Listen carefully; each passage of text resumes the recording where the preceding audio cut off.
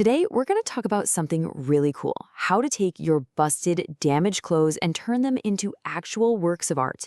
It's a practice called visible mending, and honestly, it might just change how you see your entire wardrobe. You know the feeling, right? That little gut punch when you spot a hole in your absolute favorite shirt or a tear in those jeans that fit just perfectly.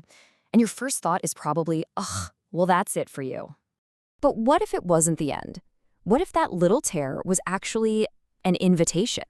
A chance to add a little personality, to tell a story, and make that piece of clothing even more you?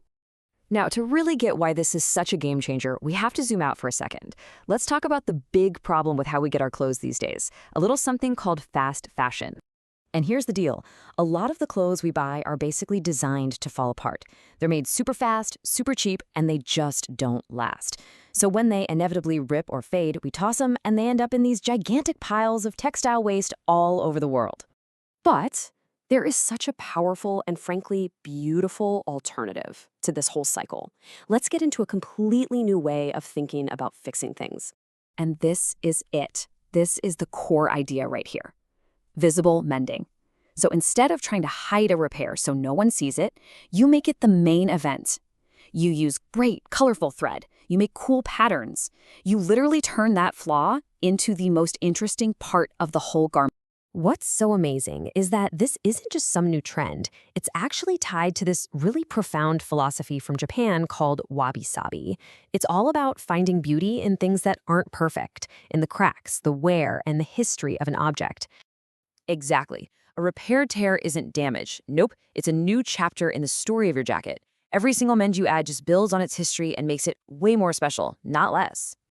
Okay, so you're probably feeling inspired, but you're thinking, where do I even start? Don't worry.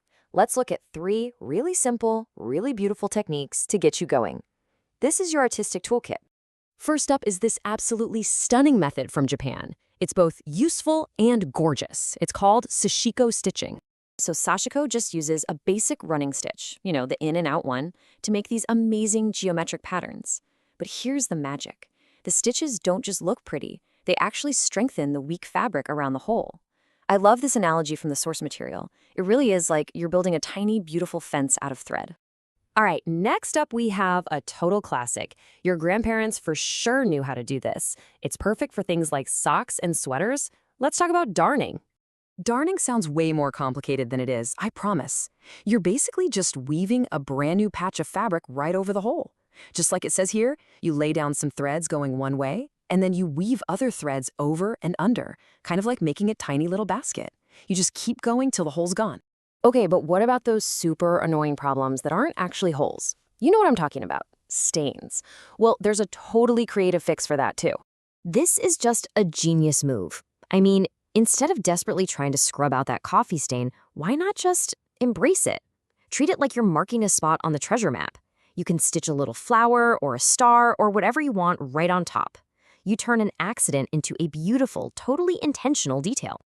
And when you're working with something tough like denim, you've got options depending on your vibe. For patches on jeans, you can go for a raw edge patch. Just leave the edges frayed for a cool, kind of rugged look. Or you can do a turned edge patch, where you fold the edges under before you sew. That'll give you a really clean, polished finish. So, are you ready to give this a shot? The best part is how easy it is to get started. Let's quickly go through what you'd need for your very first mending kit.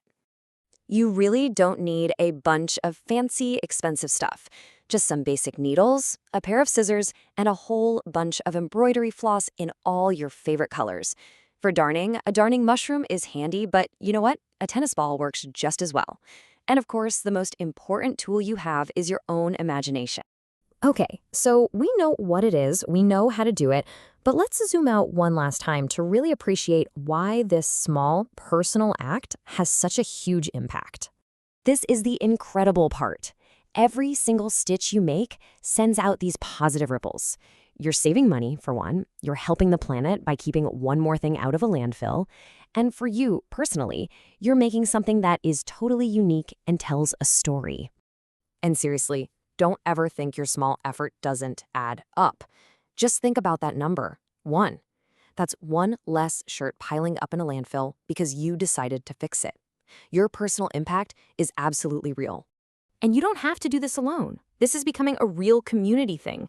You can look up local repair cafes or even just get a few friends together for a stitch and bitch night. It's a great way to share ideas and just hang out. So let's end with this. Let's really try to flip this script in our minds. The next time you see a rip or a hole in something you love, try not to feel bummed out. Try to feel excited. Because really, you haven't ruined anything. You've just discovered a brand new canvas, just waiting for you to get creative. So the only question is, what are you going to mend first?